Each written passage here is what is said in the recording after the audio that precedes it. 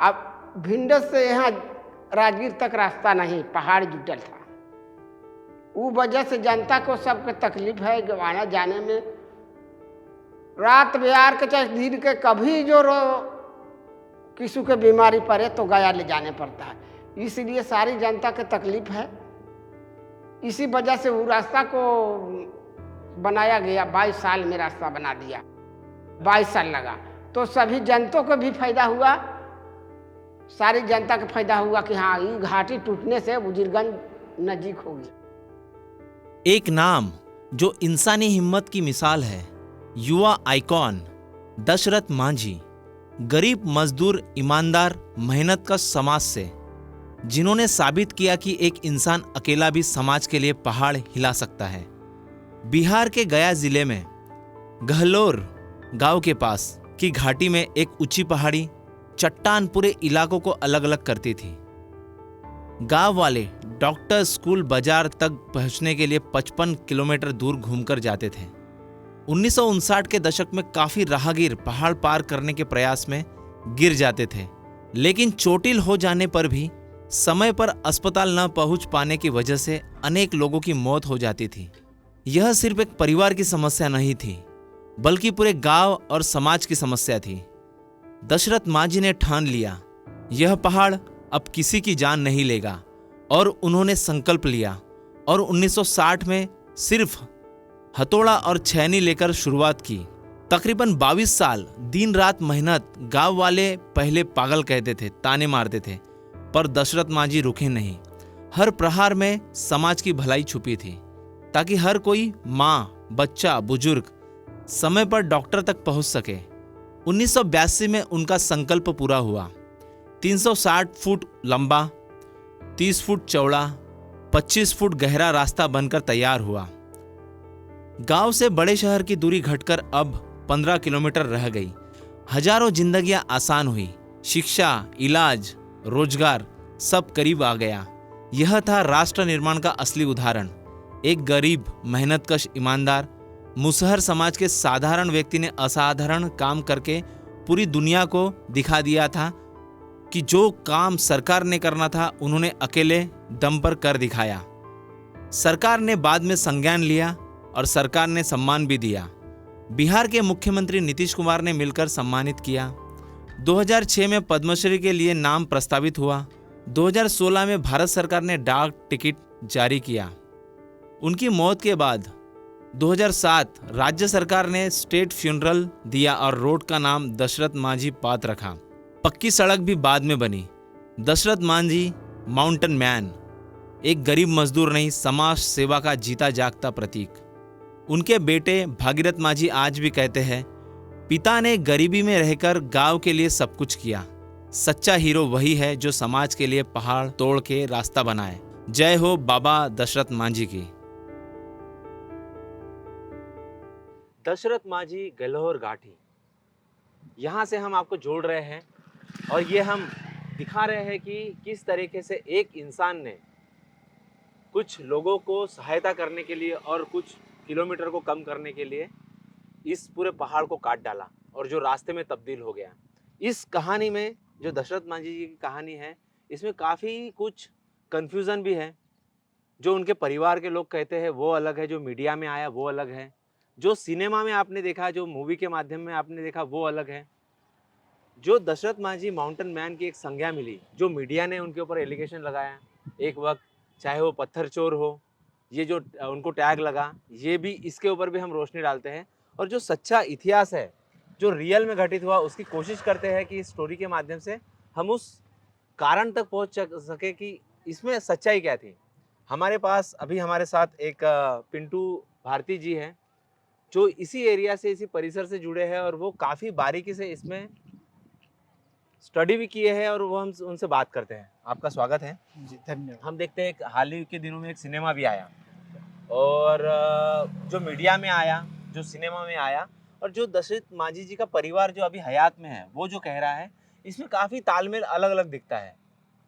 क्या वजह है ऐसी कि इसमें कहानी में अलग अलग मोड़ आते गया और जो रियल स्टोरी है वो दूर चली गई? मुझे लगता है कि यह एक ऐसा कार्य है पूरे देश में अतुलनीय है।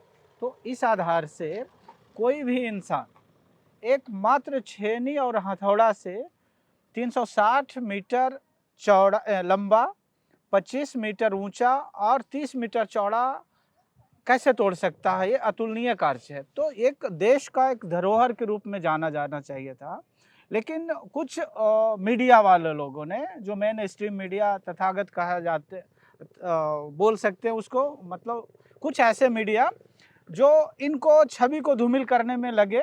ओवरऑल एक सिनेमा भी इस पे लाया, वो भी इनको कैरेक्टर को धूमिल करने में कम नहीं, वो अपना भागीदारी सुनिश्चित किया, वो ज़्यादा ही किया। हाँ जी। और उसमें जहाँ तक मुझे समझ में आ रहा था, जो उन्होंने फिल्म केतन मेहता ने बनाया, उस फिल्म में खास करके ये दिखाने की कोशिश किया कि बाबा दशरथ मांझी अपनी पत्नी के वियोग में पहाड़ काटा है, जो कि मैं कतई मानूंगा नहीं।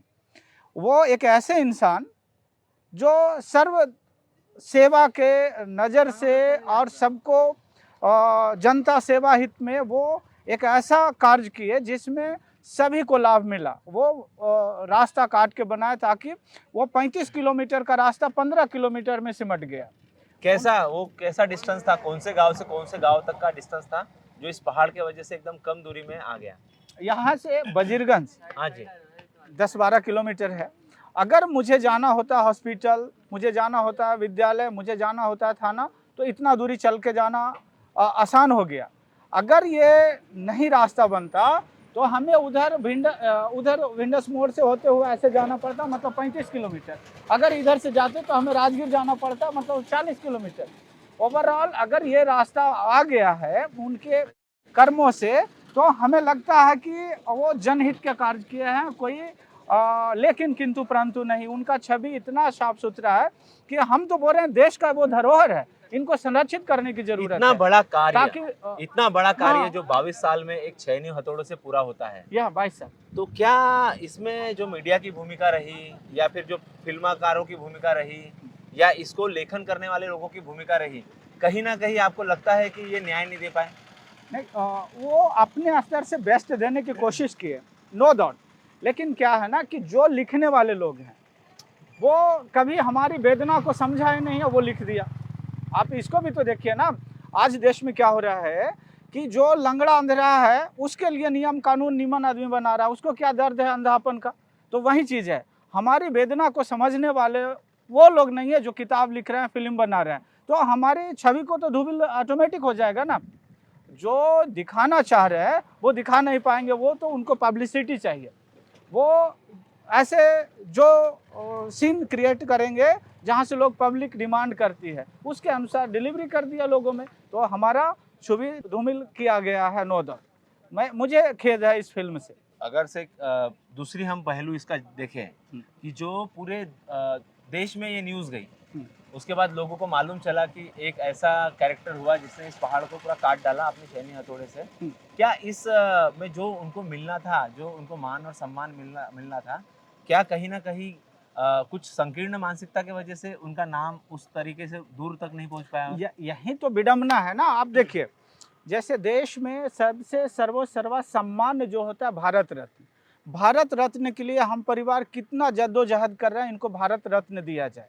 आज जो फिल्मी दुनिया में है, जो नाचने वाले हैं, गाने वाले हैं, उनको भारत रत्न दिया जाता है और ऐसे धरोहर को वंचित रखा जाता है। तो हमें तो लगता है ना कि हमारे विरासत को उन लोग समझ नहीं पाया है। वो जो हमें मिलना चाहिए, उनको सम्मान मिलना चाहिए, वो देने में अक्षम है।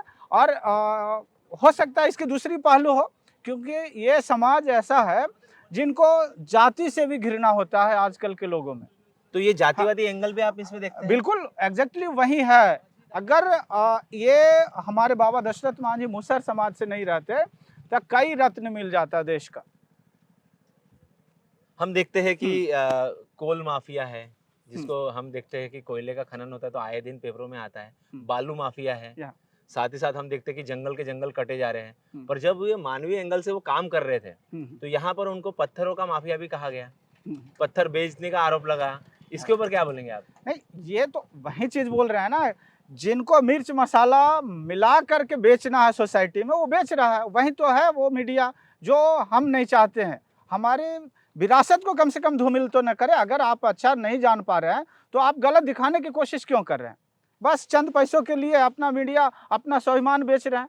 अगर जानकारी है तो वही चीज़ दिखाइए ना, न तो नहीं दिखाइए। और नहीं तो आप आइए, जानकारी लीजिए कि पत्थर चोर थे, क्या थे। अब दुनिया जन जाहिर है, पूरा संसार देखा उनको यहाँ पे काटते हुए। कहाँ बेच रहे थे वो भी तो बता दे, किनसे कौन कौन खरीदने वाला था। बेचारे मजदूरी करके रोजी रोटी करके अपना जीवन यापन करते थे, आज उनको आप ऐसा बोल रहे हैं। तो इसी तरह से मीडिया हमारे धरोहर को धूमिल करने में आतुर है, ताकि देश की भी, आप सोचिए, देश भी शर्मसार होगा। अगर ये धरोहर पे आँच आता है तो देश भी शर्मसार होगा। क्या नई पीढ़ी उनसे एक प्रेरणा लेती है? जो दशरथ मांझी जी है, जो क्या एक नई पीढ़ी इतना बड़ा जो कार्य उन्होंने किया, सिंगल हैंडेड कार्य जो किया, इससे क्या प्रेरणा लेती है? अब बिल्कुल, ये देश क्या पूरे संसार इससे प्रेरणा ले रहा है कि एक इतना धैर्यवान वीर कर्मठ वीरता का प्रतीक वो हैं, ना कि वो प्रेम का प्रतीक है। तो पूरे संसार ये मोटिवेशन ले रहे हैं कि इतना हिम्मत और साहस हो हमारे में भी, दशरथ मांझी जैसा। तो वो जन जाहिर है, वो मोटिवेशनल हमारे धरोहर है पूरे कहाँ से संसार ये का। हम पॉइंट जो देख रहे हैं, आप भी देख सकते हैं कि ये कहाँ से उसकी काटने की शुरुआत होती है, थोड़ा सा इसके बारे में बताइए। एक्चुअली क्या है, काटने की शुरुआत तो जहाँ जहाँ उनको दिक्कत होता गया काटता ही चले गए। तो ये सौंदर्यीकरण वो बाद में किया सरकार ने, देखा कि इनके कार्य इतना मतलब छुप नहीं सकता है। अगर उन लोग का बस चले तो इनका नाम हटा के वो अपना नाम दे दे कि मैंने ही मैंने ही पहाड़ काटा है। लेकिन उनका इतना कर्मठता, इतना सजगता कि जन जाहिर है उसको कोई रोक नहीं सकता है। जब वो ये कर रहे थे 22 साल तक, तो गांव के लोग, उनके दोस्त, क्या उनके साथ कोई नहीं हुआ इतना बड़ा जब वो कार्य कर रहे थे? नहीं, वो एक्चुअली क्या है ना कि वो मस्त मौला थे, जिंदगी में दूसरों की मदद करते करते जिंदगी गुजार दिए। वो शाकाहारी, शुद्ध शाकाहारी आदमी थे। किसी तरह से माद मदिरा मांस का मतलब कभी यूज नहीं किया अपने जीवन में खाने पीने के लिए। तो इस आधार से वो बहुत शांत प्रवृत्ति के थे। वो लोगों को कष्ट देख करके उनको मदद करने के चाहत से ही वो आते थे। यहाँ पे भी आए तो बहुत सारे को रोड पार करना पड़ता था मुश्किल से। तो उन्होंने देखा कि अगर हम इसको रास्ता बना देते हैं तो जन सुविधा हो जाएगा हमारे लिए। तो वो उनको एक प्रेरणा मिला कि नहीं, हम जिसका लोगों को फायदा सेवा अभी कर- सभी लोग उठा रहे हैं। बिल्कुल, देखिए ना, अभी इसमें थोड़े अगला पिछड़ा कौन जा रहा नहीं जा रहा सबके लिए है। हाँ जी। तो हमें टैग क्यों लगाया क्या जा रहा उनके है? जीवन में भी उनके साथ कुछ जातिवादी वाली घटना आपको सुनने में आती है कि जब आप जातिवाद की बात कर रहे हैं और आप बोल रहे हैं कि विशिष्ट समुदाय से थे, तो उनके साथ उनको कहीं ना कहीं रोका गया, उनके साथ कुछ घटनाएं आप देखते हैं? फिल्में में तो हमने देखे, कुछ दृश्य दिखाए गए, पर सच्चाई क्या है? नहीं, अभी आपको क्या लगता, पहले उनके साथ होता था, आज भी हो रहा है। अब बोलो कैसे? हाँ जी। अब सोचो कि इतना बड़ा हमारा धरोहर है।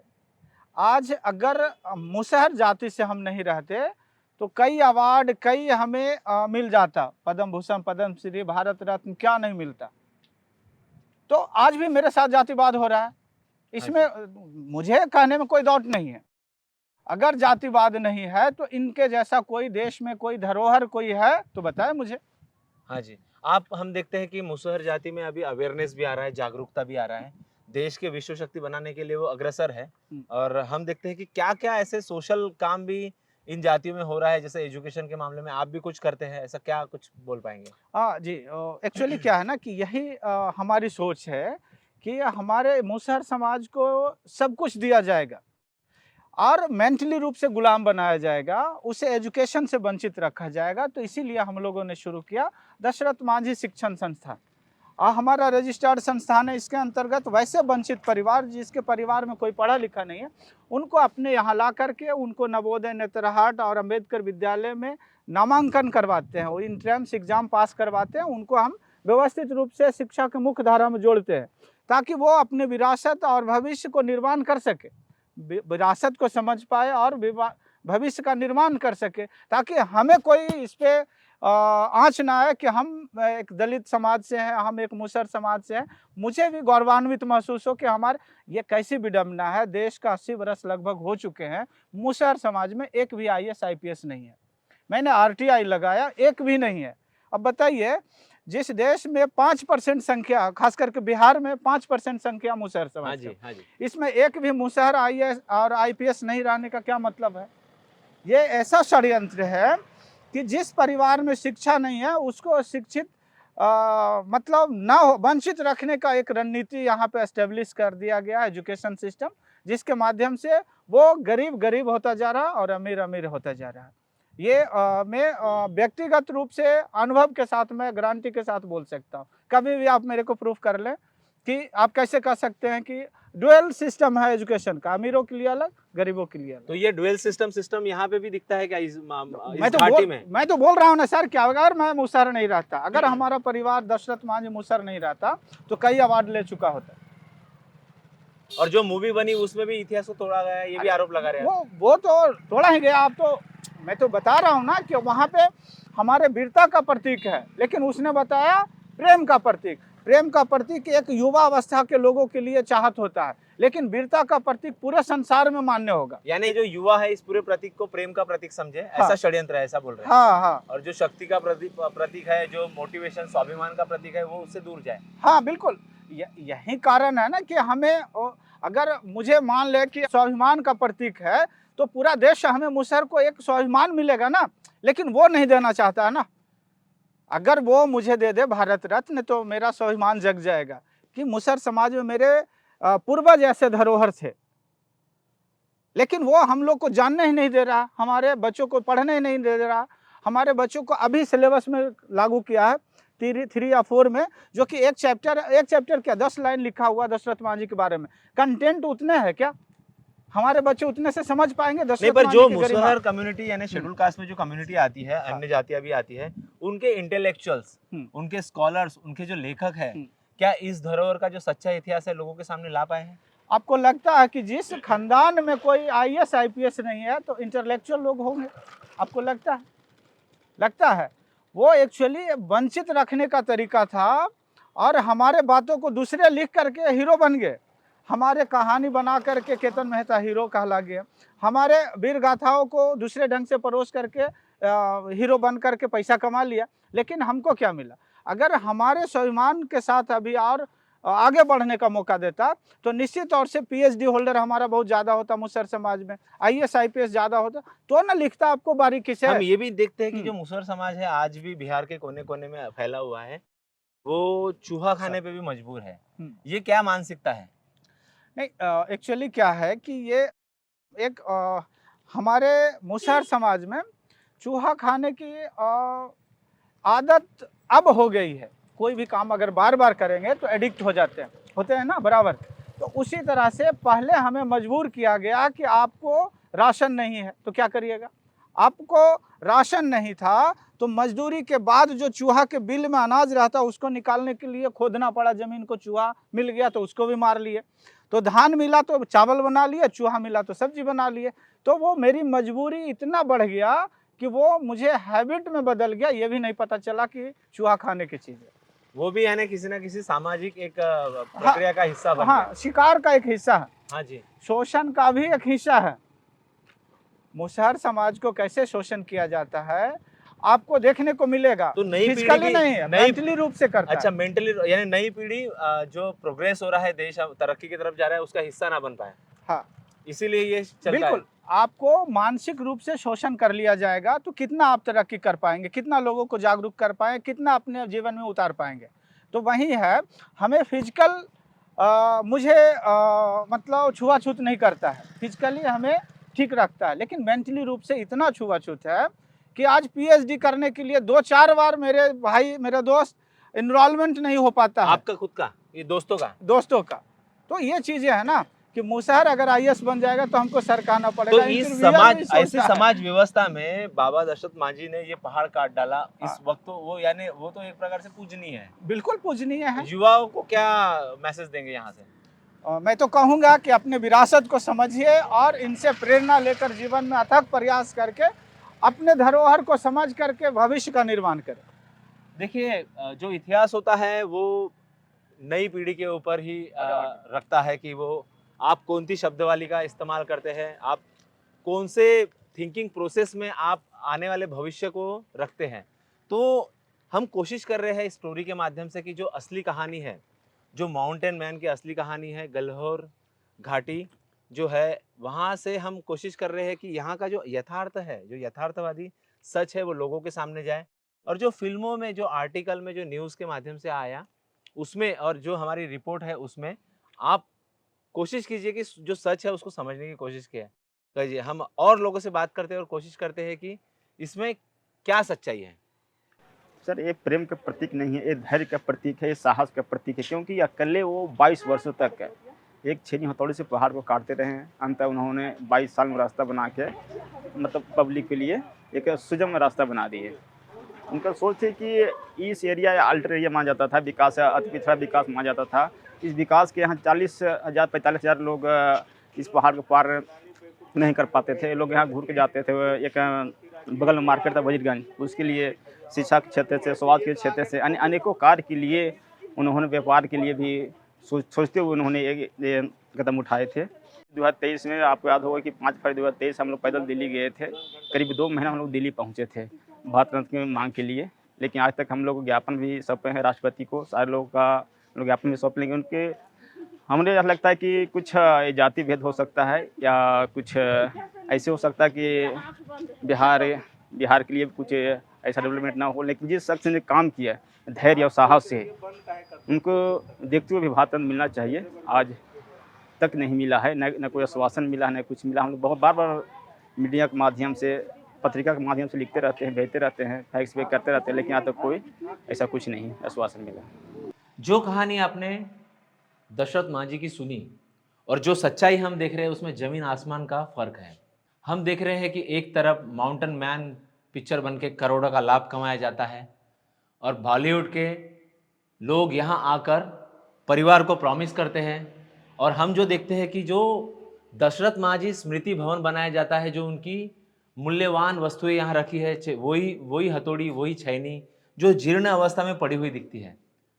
हम देखते हैं कि हमारे साथ उनके पुत्र भागीरथ मांझी जी से बात करते हैं। ये जो अवस्था है यहाँ पर हम देख रहे हैं कि पूरा कचरा पड़ा है, सरकार का कोई ध्यान नहीं है, और एक तरफ से हम देखते हैं कि वो युवाओं के प्रेरणा भी है, उनसे प्रेरणा भी लेना चाहिए। क्या बोलेंगे आप? पहली बार क्या वाक्य रहेंगे आपके? जिसे नीतीश कुमार बना दिया, बाकी इसमें रख रखवार किसी को नहीं ना दिया है सर सफाई के लिए, तो वैसे ही रहता है ताला लगा।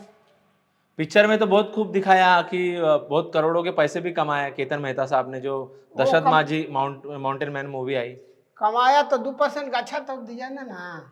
तो उसने भी यानी उन्होंने बोला था कुछ आपको पैसे देंगे? हाँ, कि फिल्म चलेगा तो 2% हम देंगे। हाँ, तो कहाँ दिया? ना दिया। तो कुछ लिख के लिए थे कि क्या? ना। तो जब फिल्म बनने के पहले उन्होंने ऐसा बोला था कि देंगे करके? हाँ, देंगे। देखिए क्या होता है, पैदल यात्रा जो 1.25 महीना 1.5 महीना ने किया दिल्ली, हाँ जी, भारत रत्न, हाँ, अब देखिए आज तक नहीं मिला भारत रत्न। हाँ, आदमी लोग पैदल यात्रा किया, वहाँ दिल्ली तक चल गया। तो आपके परिवार से, आप उनके पुत्र हैं, आपकी क्या मांग है सरकार से, केंद्र सरकार से क्या मांग है? मांग तो देखिए पैदल यात्रा किया तो भारत रत्न नहीं मिला, भारत रत्न मिलना जरूरी चाहिए। पर ये तो इतना स्मृति भवन बना, पर इसका भी रख रखाव नहीं है। नहीं है, इसमें रख रखाव नहीं। घाटी तर जो मूर्ति बैठाया गया वहाँ भी ये रख रखवार कोई नहीं।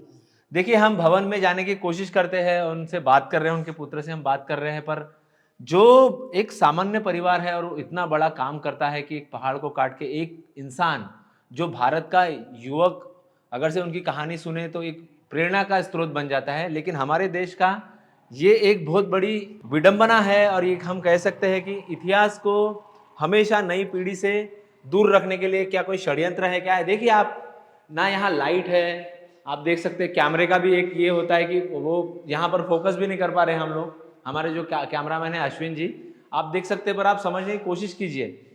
जो दशरथ मांझी जी है, जिन्हें माउंटेन मैन कहा गया और जिनके ऊपर एक पिक्चर भी आई मांझी द माउंटेन मैन, और जो इसके डायरेक्टर है, उन्होंने परिवार को, जो केतन मेहता है, उन्होंने प्रॉमिस भी किया कि कुछ हम 2% जो मुनाफा होगा उसमें से 2% देंगे। पर अभी जो सबूत है हमारे सामने, ये सीधा कह रहे हैं कि ऐसा कुछ मिला नहीं। और ये जो भवन बना है, ये जो स्मृति भवन बना है, ये भी काफ़ी जीर्ण अवस्था में है। आप देख सकते हैं ये क्या रखा है यहाँ पर क्या है? उसका कुर्ता है। आइए, पिताजी का आपके? हाँ कुर्ता है, वो सूटर है। ये क्या है? वो पूरी क्लास मिला ना तो वो सब रखा गया यहाँ देखिए। पर ये इसकी कुछ ऐसी अवस्था है तो सरकार ने कोई यहाँ पर कोई ऐसा साफ सफाई के लिए कोई ऐसे कर्मचारी नहीं नियुक्त किए? नहीं तो सब ये सब जीर्ण अवस्था में पड़ा है और ये तो ऐसे से कुछ सालों में ही खत्म हो जाएगा। ये जो सबूत है, जो इतिहास है, नई पीढ़ी तक नहीं पहुंचेगा। तो सरकार ने अथी कर दिया, बना दिया, बाकी किसी के इसमें रख रखवार देता तब ना सारी सफाई करता। देखिए Dashrath Manjhi the mountain man ये पूरे दुनिया में प्रसिद्ध हो गई है, पर लेकिन कुछ ना कुछ जो उनका इतिहास है वो नई पीढ़ी तक ना पहुंचे, इसीलिए हम देखते हैं कि ये पूरा भवन अभी कचरे का ढेर बन चुका है और जो उनके यादें थी जो यहाँ रखी गई थी उसका भी कोई रखरखाव नहीं है। और जो मूवी बनी, जो फिल्म आई, उसमें भी डायरेक्टर पे आरोप लग रहे हैं कि परिवार को वादा करके जो 2% था वो भी नहीं दिया गया। तो ऐसे देश में, हमारे देश में ये सब चीज़ें हो रही है तो सरकार ने ये सब चीज़ें को देखना चाहिए और इसकी दखल लेना चाहिए। देखिए यहाँ हॉस्पिटल नहीं है, थाना नहीं है, जो रात के बीमारी हो जाते हैं तो गया ले जाते हैं। अब भिंडस से यहाँ राजगीर तक रास्ता नहीं, पहाड़ जुटल था, वो वजह से जनता को सबके तकलीफ है गवाना जाने में। रात बिहार के चाहे दिन के कभी जो किसी के बीमारी पड़े तो गया ले जाने पड़ता है, इसलिए सारी जनता के तकलीफ है। इसी वजह से वो रास्ता को बनाया गया। 22 साल में रास्ता बना दिया, 22 साल लगा, तो सभी जनता को भी फायदा हुआ, सारी जनता को फायदा हुआ कि हाँ ये घाटी टूटने से उजिरगंज नजीक हो गया। वो जिद्दी टाइप के अपने लगल रहते थे, दिन भर मजदूरी करते थे, शाम सुबह जाकर के थोड़े उतना दिन समय 22 साल में रास्ता को बना दिया। हमारे जो घाटी तरफ पिताजी के मूर्ति लगा हुआ है उसमें कोई रख रखवार नहीं है। सरकार के होना चाहिए कि वहाँ रख रखवार चाहिए। यहाँ स्मृति भवन है, यहाँ कोई रख रखवार नहीं है, तो इसलिए बंद रहता है ताला।